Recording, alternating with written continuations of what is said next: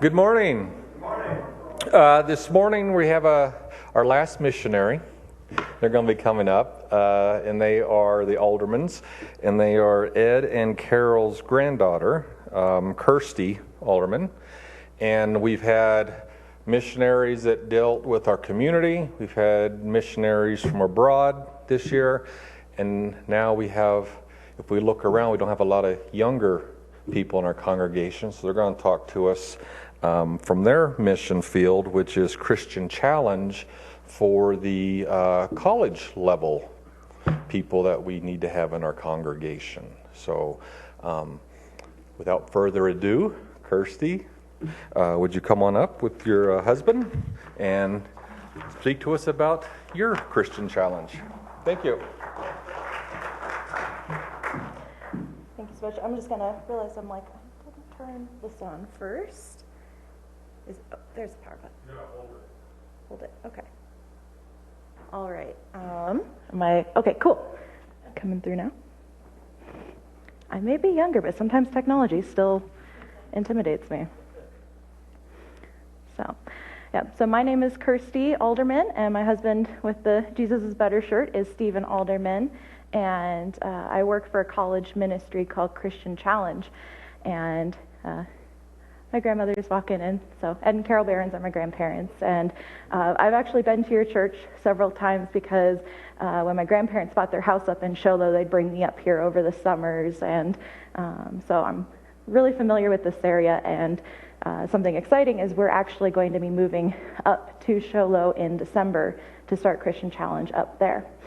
And so Christian Challenge is a college ministry, and our mission is we seek to engage college students with the gospel, develop disciples of Jesus Christ, and mobilize servant leaders for the church. And the college campus is one of the most strategic mission fields of our time. We have college students, especially on the universities, coming from around the world to study. They're starting their adult life, figuring out a lot of who they are, and they'll be the future leaders of our world, and many of them don't know the gospel. We're increasingly, even in America, a lot of students have just never had exposure, don't know what the basic biblical message is. And so we've been really trying to see college students' lives transformed. And even though I was a Christian when I entered college, I was one of those transformed lives. And so a little bit about my spiritual journey, because I got connected with Christian Challenge as a college student. I grew up in a Christian home.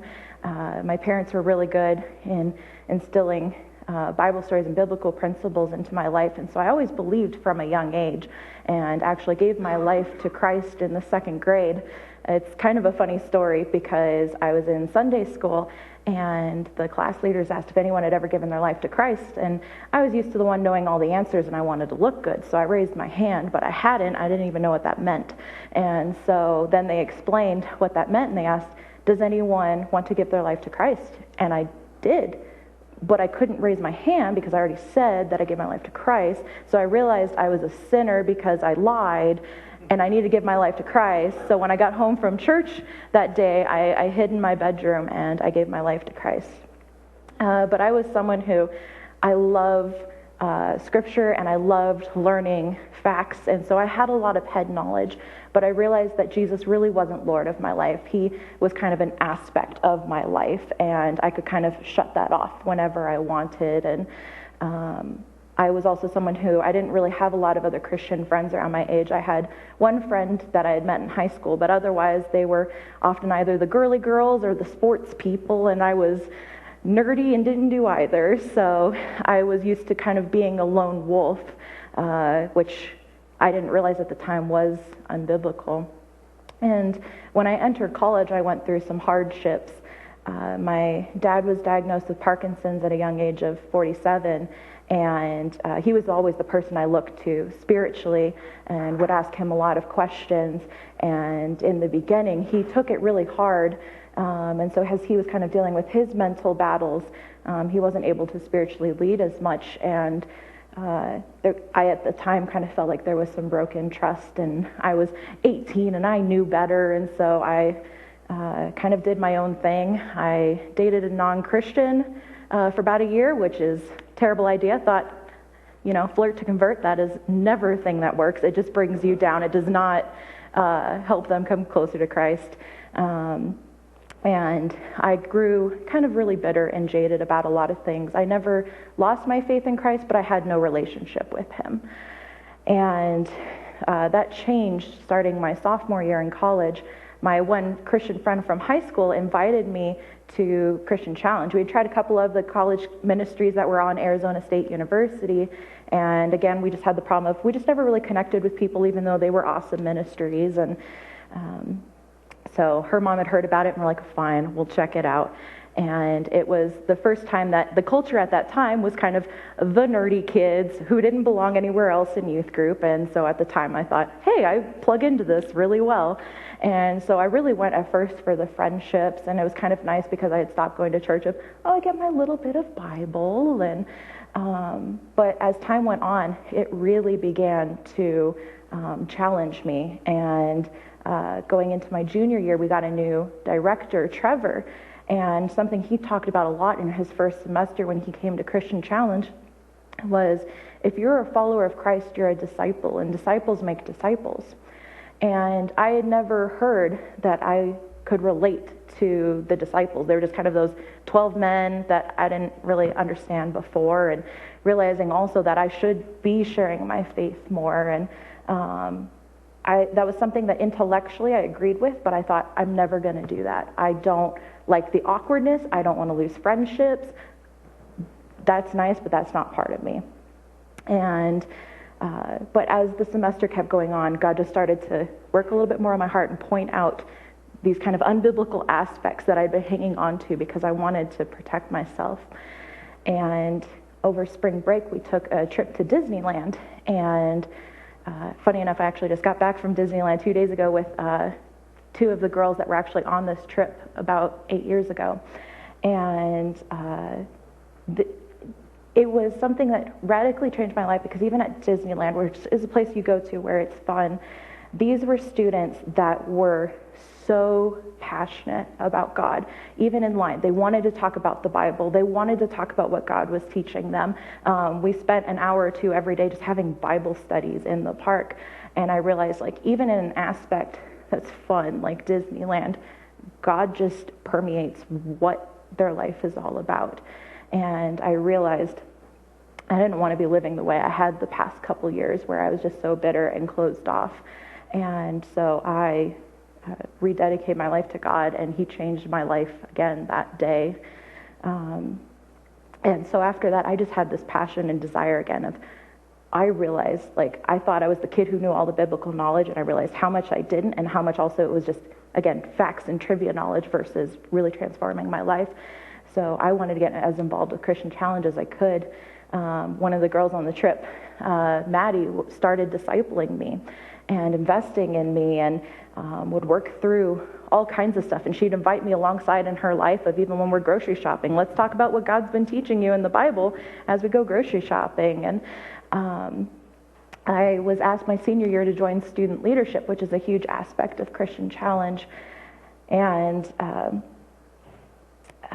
with that, I got to learn how to share my faith. I was the flaky student who half the time said I would be there and then hide in the bathroom to avoid getting out of it because I was so scared at the time. But I also was invited to start a Bible study in the honors dorms at ASU with another one of my friends, and we'd play board games beforehand and then invite the students to join us with Bible study. And we were working through the book of Matthew, and even though I was familiar with it, God was really opening my eyes to what it was really saying. Again, it felt like a whole new book that I wasn't as familiar with.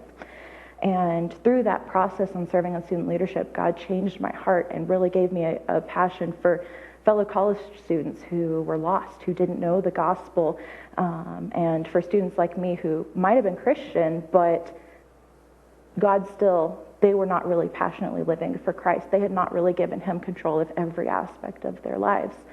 And so even though I graduated from ASU with a degree in graphic design, I felt called into ministry. And so I've now been serving for 6 years.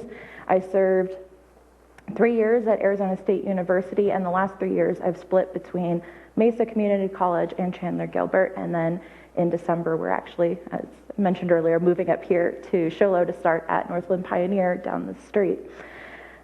And so a little bit more about Christian Challenge. If you've heard of Baptist Student Union before, that's technically our ministry. The name changed in the 2000s, and so most of the East Coast is now called Baptist Collegiate Ministries, and the West Coast is called Christian Challenge. And we are associated with the Southern Baptist Convention, but you don't have to be Southern Baptist to be part of it. I always grew up in non-denominational churches before that, and something that's really part of the heart of Arizona Christian Challenge is we really want to be on every campus in Arizona. So not just the universities, but also the community colleges and the tech schools. And a lot of that is we realized there's a lot of students who will never go onto the university campus, or even those that do, they might only be there for a couple of years. We've seen a lot of students whose lives have been transformed during those community college years. And so the way that we're able to do this, because a lot of other ministries focus on the universities because they're limited in resources that they're able to have, is we have support raising campus missionaries like myself, where this is our full-time job, and we're able to go to the different campuses. We raise up student leaders on the campus. We basically empower college students to take responsibilities for parts of the ministry and give them opportunities to serve and to grow in that way. And then we also have partnerships with local churches that basically say, hey, reaching this campus is an important part of our mission, and we want to see college students come to Christ.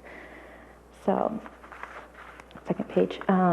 So a little bit about what Christian Challenge does. So earlier I'd shared that our mission statement was, we seek to engage college students with the gospel, develop disciples of Jesus Christ, and mobilize servant leaders for the church. And so this first part of engaging college students with the gospel, there's several things we do to interact with students.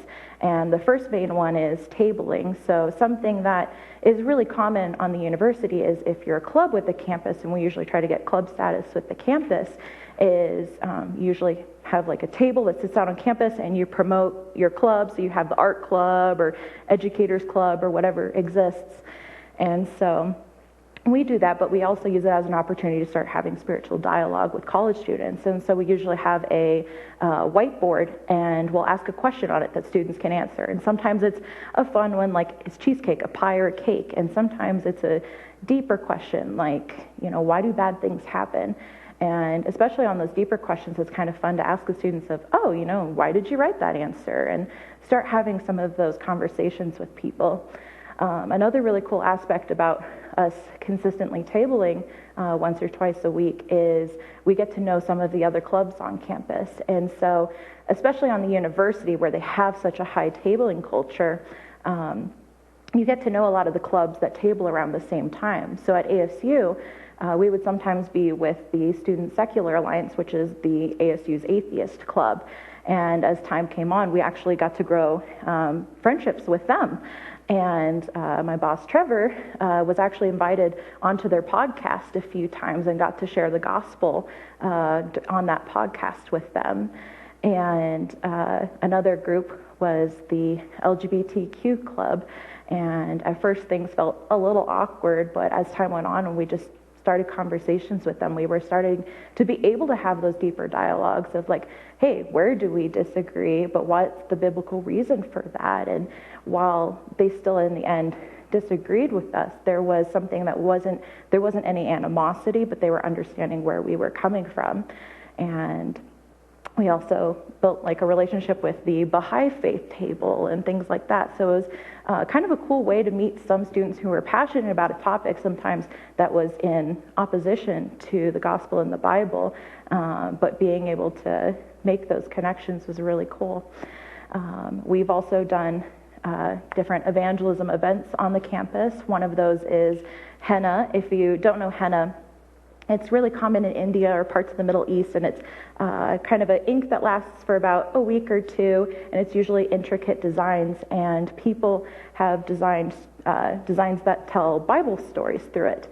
And it's kind of fun because a lot of students, advertise like free Bible henna stories, and they'll come up and be like, what's this about? And we're like, well, we have this design. Is this something you're interested in? Sure. And so as you draw it, you basically share the story. One we often did was it told the whole story of the gospel. And so you just share it with people as you're drawing it, and you can ask them like, hey, have you heard this story before? Do you have any, religious background? And you start asking questions about them as you're drawing it. And then when they leave, they have that with them on their hand for like a week or two. So students who usually would have no interest in having that conversation are like, yeah, I'll have a cool design on my hand, but then they remember what that represents when they leave. And I've only done it a whole handful of times, but my coworker Autumn at the U of A Challenge, she does every week faithfully. And she knows all these different Bible stories with it, and has actually seen several students come give their life to Christ through it, because they did just start off with, I want the cool design on my hand, let's come back every week. And as she got to know them more and have some of those difficult conversations, they had actually given their life to Christ. Another big DNA of our ministry, it's called gospel appointments, and it's basically what it sounds like, just making an appointment for college students to talk about the gospel. And it's easy when you're part of the college campus to say, if you meet someone tabling or somewhere else and you're like, hey, we've had a good conversation so far. Would you like to get coffee or lunch sometime? I can share a little bit more about what Christian Challenge is, what we believe, and get to know you a bit better. And a lot of college students are actually okay with that, because also you're being upfront. They don't feel like it's a bait and switch or anything. They know like, okay, we're going to talk about spiritual things.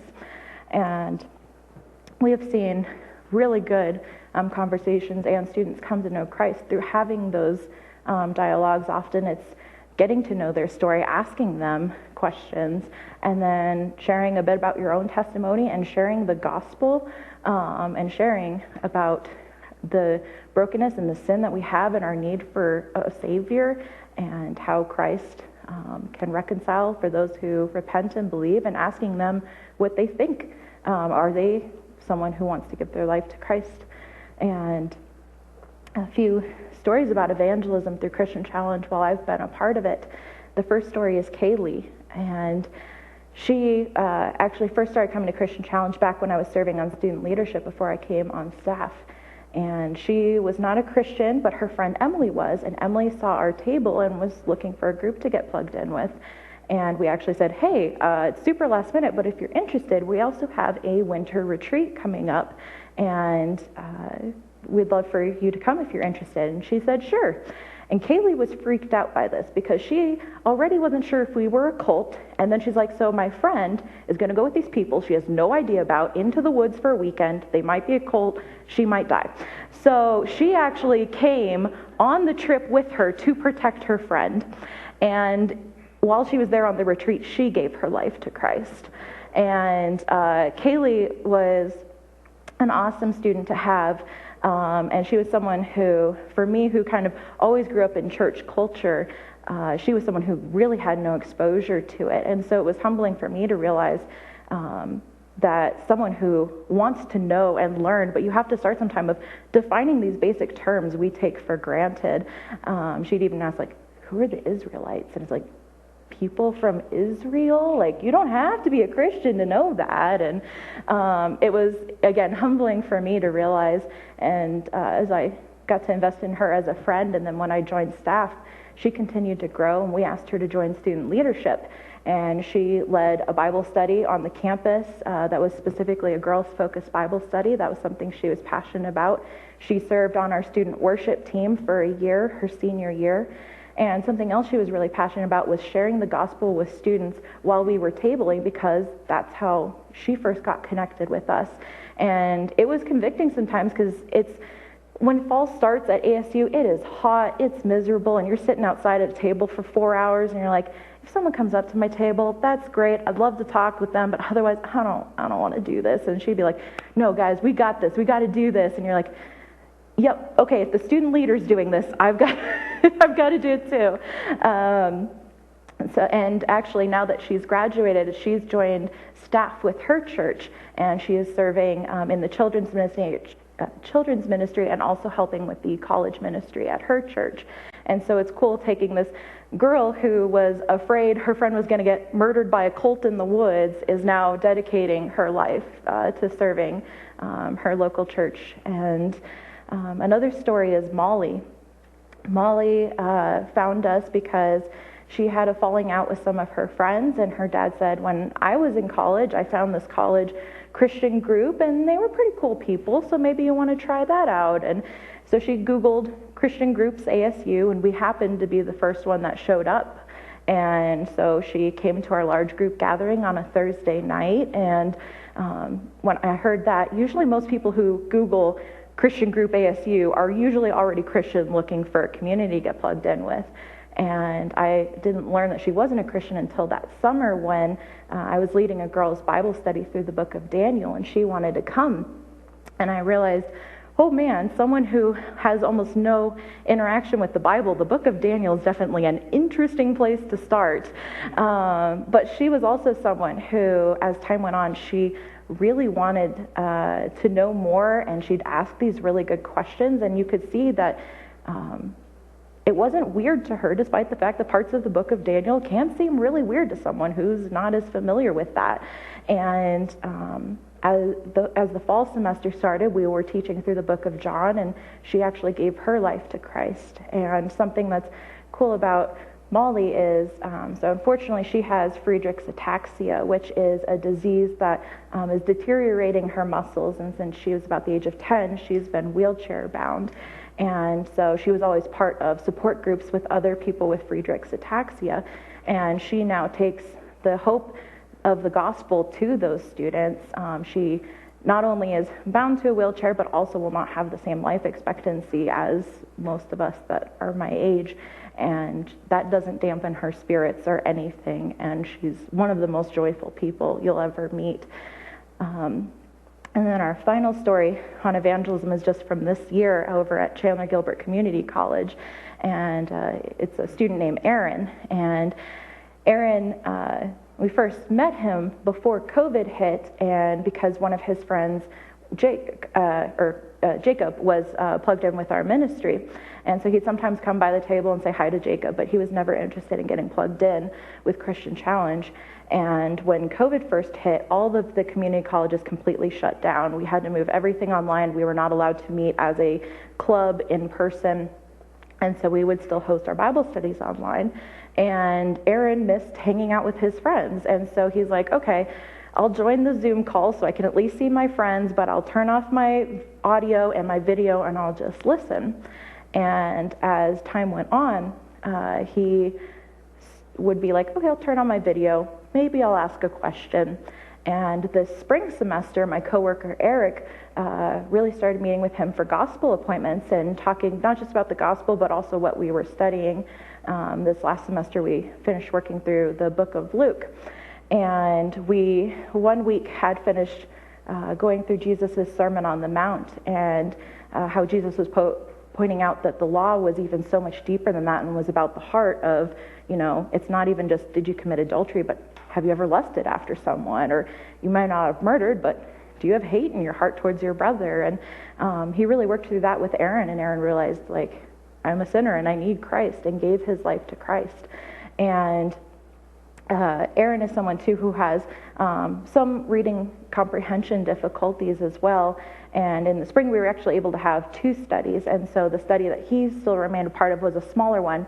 And so it was usually only a few people. So we were really able to take the time to slow down.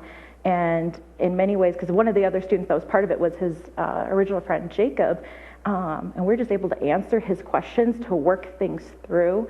Eric would often have the screen up on Zoom and would be writing diagrams, especially as we're working through some of the parables of like understanding, okay, here's how this connects to this. And it's cool because Aaron, otherwise, as difficult as it has been this past year and a half when the community colleges closed and said you can't come on campus, Aaron might have been someone who had fallen through the cracks otherwise. He may have never had the interest in coming and getting plugged in with a Bible study. And so while our group's been a lot smaller as we've tried to navigate online, it's been really cool that God is still changing the hearts of college students during this time. And then another important aspect of us is developing disciples. And so that was something that really changed me when I was a college student. And we often do things as one-on-one or in small groups with students of the same gender. And we also want to see students not just be discipled often by one of the staffs, but to disciple other students as well. And so especially for our student leaders, we encourage them, hey, who's someone that you're connecting with who, if they're leading a Bible study, might be part of their Bible study, or maybe one of your friends who isn't a Christian, that you can have some of that intentional time to start working through the Bible to help them grow in their spiritual life. And something else about discipleship is with us in the college campus, because a lot of these students are really being adults for the first time. Sometimes it's adulting 101 of, how do we do time management and money management? Because a lot of these students don't know these basic things. And so it's really fun also getting to invite college students alongside and see your life. When I was single, I had an apartment really close to the university, and girls were always over at the house. We're having sleepovers, and we would just work through books of the Bible, or sometimes we would just sit and watch a movie, and it was fun. And then when I got married to Stephen, part of it, we haven't had students over quite as much because of COVID. We've also still been able to have students over. Now they get to see what a godly marriage looks like and ask questions about that. And so it's been kind of cool that while sometimes I miss the girls constantly being over, come and go whenever you want, it's been also cool to show a different stage of life example with them. And so a couple of stories. The first is Jenny. So Jenny is actually is from Taiwan. She is an international student and was actually Christian. Less than 5% of Taiwan is Christian before she came to America. And she thought, well, we sometimes have such limited access to the gospel. When I go to America, they'll know everything and they'll be able to answer all my really deep questions. And she met me, who at this time was only on my second year as staff, and at the time also had no seminary training, anything like that. So many times I probably was ill-equipped to answer her questions, but she did not hold back. She talked about things. So in Taiwan, they have, it's common to do ancestor worship. And so a big aspect of the church there is that's not a thing. Your ancestor's not coming back from the dead. And if there's anything that's a spirit, it's probably a demon. And so we need to avoid that. And so she was reading through the book of 1 Samuel and had read about when Saul went to the spirit medium because he wanted to talk to Samuel, and Samuel actually came. And so she was like, well, wait, I know that the church made a big deal of people don't come back from the dead. So was this actually Samuel, or, was this the one time that this was an exception? And was really wrestling with that. And that was something that, even though I had read the book of 1 Samuel a couple of times at that point, I guess in my, American mind, I didn't struggle with that. So I never really thought about that before. And that was something that we kind of worked through at the time. But I also said, hey, I realized I'm not as equipped for this. Let me go and talk with my other coworkers. Let me do some more research and get back with you. And realizing it's also, it was Samuel, but it also wasn't the spirit medium who did it, because she was also freaked out that he even appeared. And it was at this time that God had actually, used Samuel to confront Saul about this. But she always asked really deep questions. And she's actually now doing grad studies over in Ohio.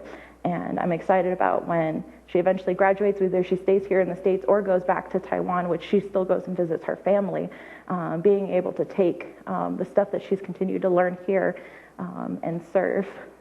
And then another student is Janelle. And when Janelle first started coming to Christian Challenge, she was a brand new believer and was someone who she has a ton of passion and energy, but she had really shallow roots at the time. And as she continued to come around and grow a little bit more, we asked her to join student leadership. And at the time, she would probably tell you she wasn't ready. But again, she had that passion and desire to grow and to learn.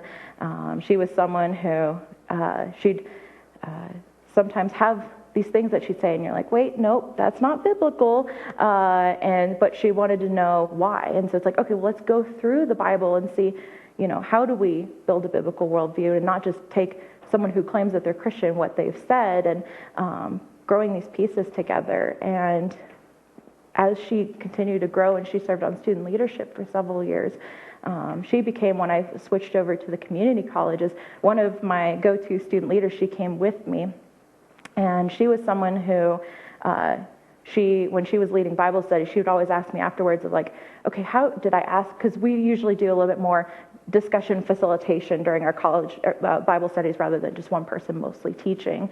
And so she'd be like, did I ask good questions? How could I ask better questions? And she started discipling other students, and even to some points where there's some student that first got plugged in, you're like, they might be student leadership potential. And she'd start investing in them. And then when we're like, we think we might ask this person on student leadership, she's like, great, here's some of the stuff I've been investing in them. I've already shared this kind of stuff about our DNA with Christian Challenge. And she also was someone who,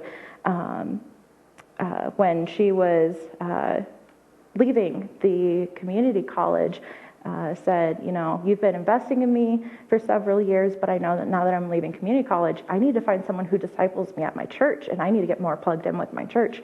And so she got connected with her new youth pastor's wife, and she started discipling her, and she actually got really plugged in with the youth at her church, and is still serving there to this day.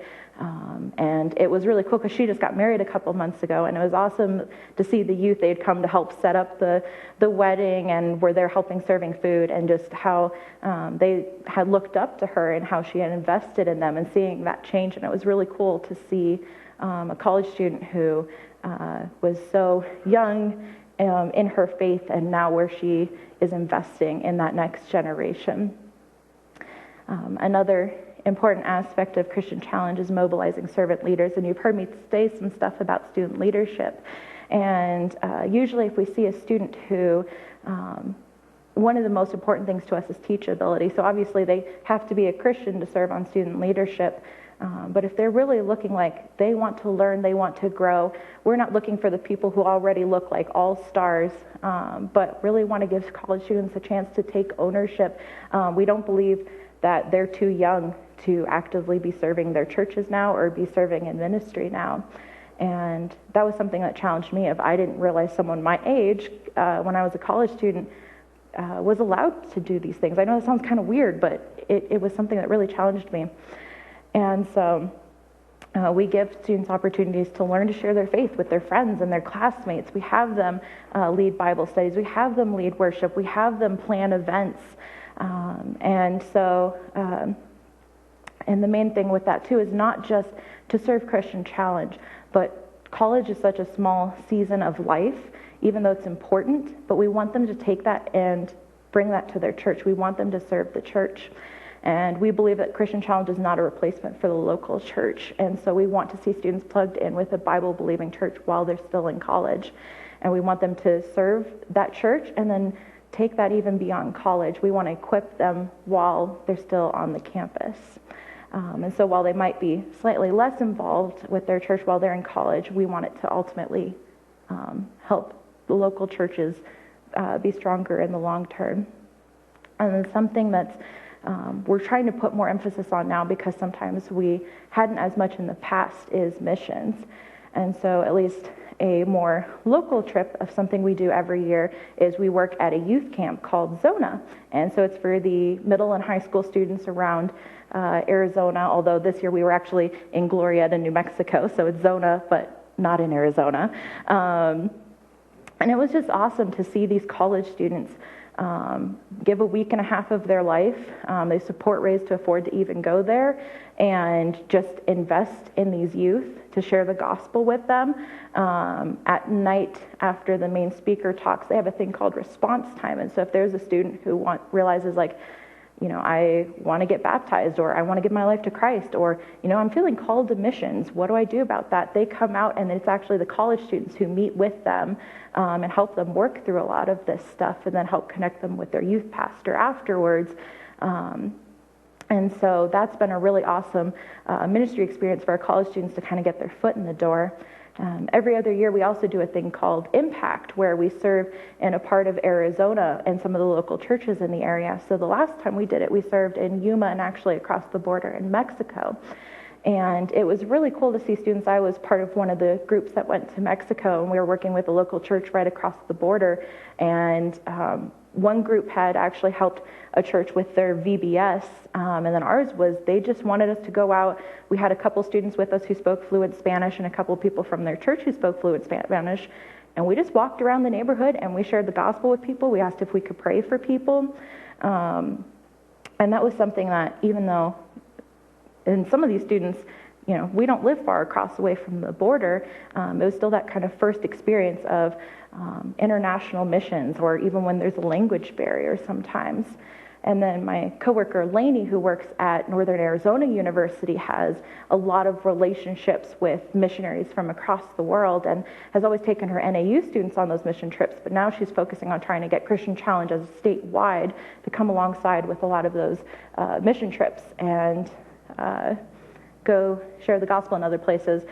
We were supposed to go to Zambia last year, which unfortunately got canceled due to COVID, but then also she's got a good relationship with a church that's in Hawaii, and often people think, oh, Hawaii, that's a nice place to do a mission trip, but Lainey's always like, oh no, we're often in the place where we're trucking through mud through your knees half the days, and so it's hard work, not just sitting on the beach all day. And the student story I wanted to share about missions is actually a student, Viviana, who is part of my church in Phoenix called Every Tribe and Nation. And I started investing in her when she was a high school student. And she was someone who at the time also grew up in the church her whole life, but was struggling with, how do I know if I'm really saved? And, I read things of Jesus was so blunt about what it really means to follow him, and am I willing to do that? And she actually just left about 2 weeks ago. She finished her freshman year at GCU and is actually going to serve overseas in the Middle East on mission and giving up her sophomore year of college to do that. And she's helping start a church plant out there. And I'm going to miss her, especially because by the time she gets back, we'll have moved up here, that we'll still be friends and hang out. But I'm just so excited to see how God has taken this girl who even just a couple of years was wondering, how do I know if I'm really saved? And now I have a heart for Muslims, and I'm going to go to the Middle East and give up my sophomore year in college to share the gospel with others. And so that's a little bit of kind of some of the stuff that Christian Challenge does and some of the stories of students whose lives have been changed. And I also just wanted to share a little bit about some of the plans as I'm beginning to prepare for Northland Pioneer. So we'll be able to start in the spring semester, and a lot of it in the spring will probably be a little bit more casual. We're going to try to get club status on campus and start tabling, getting to know some students, start having some gospel appointments, because I know it's very much LDS heavy up here, and I have a little bit of experience with that because Gilbert and Mesa also have quite a few Mormon students as well.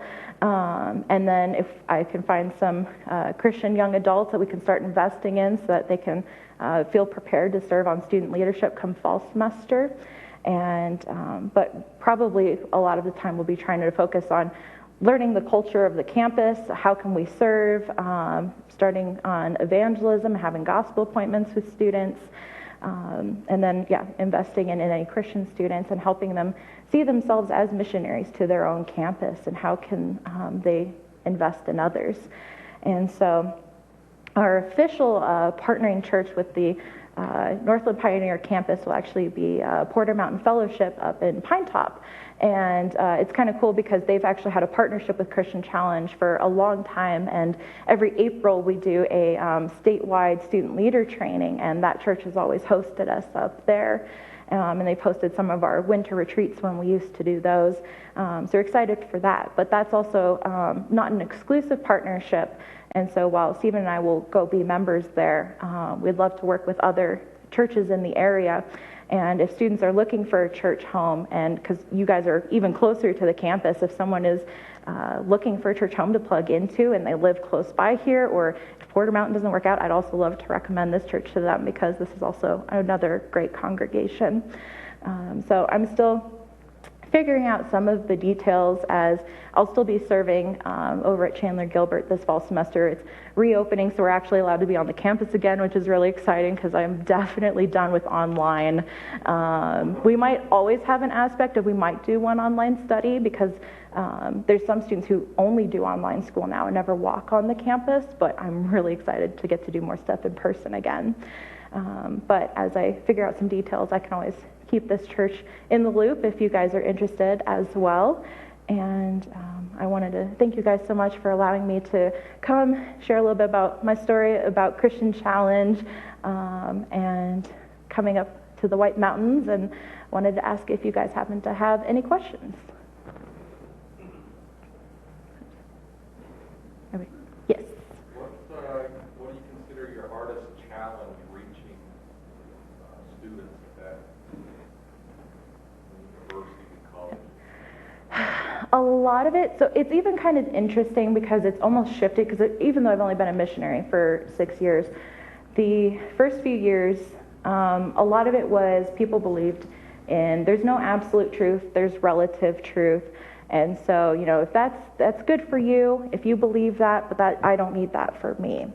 And so that was kind of a lot of the first hurdle we had to overcome. And it's starting to shift, and especially with COVID, I've seen it shift where it's been more, not just that there's relative truth and whatever is good for you is good for you, but there's even sort of oppressive truth in a way of things of, when we think of things of like what's been happening in the LGBTQ community and stuff like that, it's not just, if you believe the Bible, it's not just, oh, well, that's good for you, I don't need it, but you're actually oppressing people, and therefore it's a bad system. And so I think a shift's also been a little bit with when I first started, even though I'm a younger millennial, it was kind of the millennial culture, and now that it's Gen Z, every generation has different struggles and issues and barriers to the gospel. But now it's starting to have conversations with students who already, especially because they don't know much about the Bible, it's not like, oh, I went to church and decided I don't believe that, but they don't really know that much about it. It's kind of viewed as almost you're the enemy, and so you have to start with that barrier of we're not, and we actually care about you, and we want to.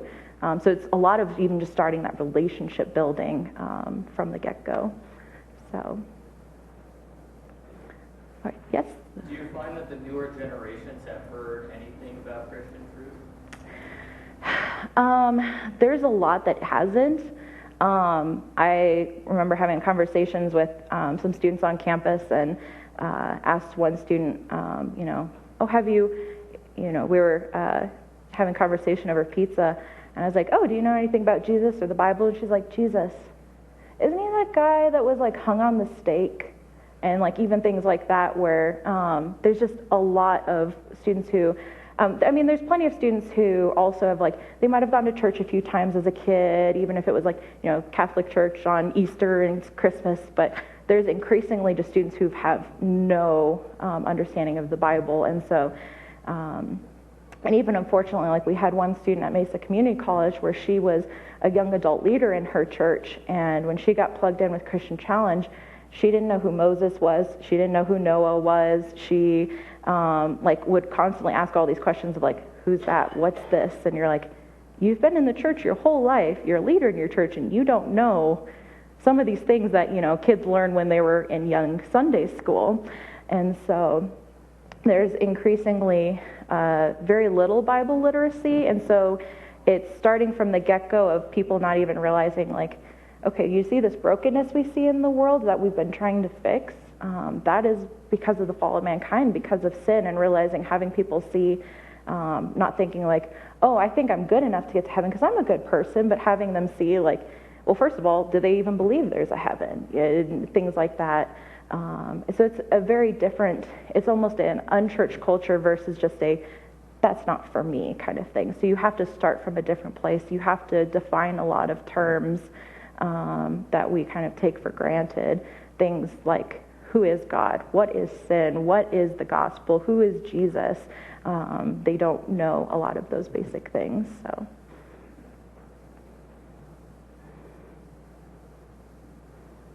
Oh, yep. Okay. So what is the biggest deception, do you think, among these young people with coming into the church, or their idea of church, or like word of faith, or what do you think is the biggest? I think a lot of it, and I think word of faith kind of ties into it a bit too, is the kind of the Disney message of you look into yourself, into your heart to guide you of what's truth and to be happy. And so that's why we have a lot of, I think, the issues we have today of everyone seeking for their personal happiness or what makes them feel best. And so a lot of it is, again, that oppressive truth that I had kind of talked about was you don't tell someone that there's a distinct right and wrong, especially if they're doing something right and wrong. And I'm trying to figure out like how to word this, but basically a lot of it is, kind of live your truth, live what makes you feel best. If people make you feel bad and that's toxic, you need to cut them out. And there's sometimes not an understanding of what's an actual toxic relationship versus someone saying, hey, you may be walking towards a cliff, and they're like, but I don't want to hear that. And so it's been kind of an interesting balance, especially now as even with some of my friends who aren't Christian, understanding with conversations now of it's controversial to say that there is a difference between trans women and biological women. They're like, no, that's the same because that's their truth. And it's like, it's not. It's deep down in their DNA, even though they might have gone through taking estrogen or might have gone through surgeries, like deep down their DNA is still physically male. And so there's just, I don't know. I'm kind of rambling at this point, but I don't know if that kind of helps. But yes. Do you see a difference in ministry approach at ASU, which is primarily a college-age population, versus NPC, which is very much a commuter college and kind of a young to mid-adult population? Yeah, it's definitely actually quite a bit different. And so it was definitely an adjustment at first where, while I'm not quite as familiar with Northland Pioneer, working at Mesa Community College and Chandler Gilbert are really similar. So you have students where on the university, people are looking for groups to plug into, even if they are personally commuters, they're used to that university saturates your whole life culture, where community college, they often have jobs, they have lives, they might have kids, and so they're like, I'm just here for my classes and here to get out. And so we used to do a lot of stuff at night that would go off until like 2 a.m. in the morning on the university campus, and now we have to do stuff earlier in the day and around people's schedules. We've often had to do stuff in the early afternoon because people would be like, well, my kids are in classes right now, so I'm free, but then I got to go pick them up at this point. And it's also harder just to start community on the campus because there's those students who, because there's not as much community on the community college, which is a little ironic, but campus, there's some who like desperately want that and they get plugged in, but there's a lot here where it's like, I'm here for a totally different purpose. I'm not here for the college experience. I'm here to get my education and get out. And so it's definitely, I think, harder to grow a college ministry campus on the community college versus the university. But I also believe like it's just as important. So. There. Yep. In relation to that relativism, or not the relativism, but just the oppressive truth, as you were saying, are there any specific scriptures or teachings that seem to resonate with those to cause them to abandon those beliefs and stick to a more absolute truth worldview? Are there any, obviously there's a huge diversity of scriptures, but are there any lessons or things like that in particular that really speak to that? That's a really good question. I'm trying to think, because I realize is there stuff I go to generally? Or, I mean, something that's kind of interesting, I mean, I always love the book of Romans, and kind of working through some of that, or even some of the stuff that Jesus taught, or like when we were working with Aaron, helping them understand that God's law isn't just there to be a bunch of laws that we're supposed to obey, to be goody two-shoes, but it was supposed to show us that we are broken and flawed individuals. And I think this generation really resonates with brokenness. They see the brokenness in the world, and they have a desire to fix it, but they're obviously doing it in non-biblical ways. But having them see, like, this is a result of sin, and we are all sinful, and the need for Jesus, who basically, that kind of absolute truth actually helps ground us, because throughout society, it's remained the same. And there's a lot of, when you look in New Testament culture, the Roman culture is very similar to what we're going through now in our society. And so they were dealing with a lot of the same struggles that we deal with today. And kind of helping them see that, yeah, Christianity is very counterculture. There'll always be times where it's counterculture, but that's kind of the thing that helps solidify us, is this truth never changes. We can rely on it when things change, because we've seen even stuff that would have been accepted 5 years ago isn't today. And it's like, when things are always changing, you could say something that you think you're saying all the right stuff now, and then 5 years later you could be canceled because that's not appropriate anymore. And so how do you work in a world that's always evolving and shifting and finding something that's remains solid? But yeah, you're asking specific Bible verses, and I'm trying to think, like, I don't know if there's something like I specifically go to, like this specific passage, but I do love like working through things like Romans and stuff. But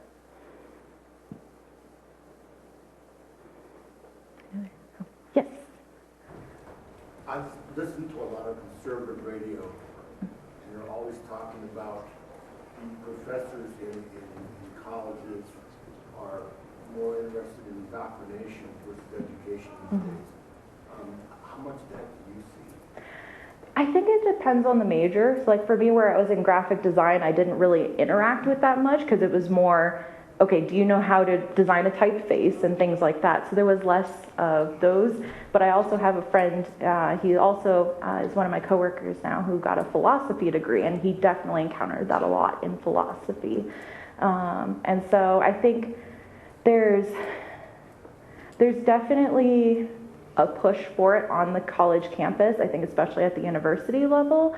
But there's also certain areas where I think it's not as much. And so while the professors might personally hold that or not, it doesn't, like I said, with me, I have to actually avoid most of that just because of my major. But I definitely say it's there. Because some of my friends in some of the science fields have hit it too. But I think often, or even when I was taking some of my English classes, at least that time, but it was also 10 years ago, if you wrote a good opinion piece, even if it was something that was completely counter what the professor believed, like there wouldn't be necessarily, you wouldn't get a bad grade for that or anything. But actually, I just remember a story of my sister-in-law who was wondering if she should go back to college campus, and so she signed up for a class but ended up dropping out because the class, the way that they did a bunch of opinion pieces was like, okay, well, you only can use trusted news sources, and so your trusted news sources are like New York Times, CNN, all this stuff, and it was like you can't use anything else. And so she was just like, and also block anything that's like not those sources, because you don't want to be hit with anything that's like negative or like not negative opinions, but like wrong news. And she was like, well, even if it was wrong news, I don't want to block that, because I want to know what the opposing side thinks, because how will we ever be able to relate to people who think differently if we never know what the opposing argument is? And so she argued that in her class and then dropped out of it. And what class was it, Stephen? It wasn't even like it was like a biology class or something. It wasn't even like a political science class or anything like that, but it was, I forget exactly. But so there is definitely, I think, a shift more towards that on the campus. But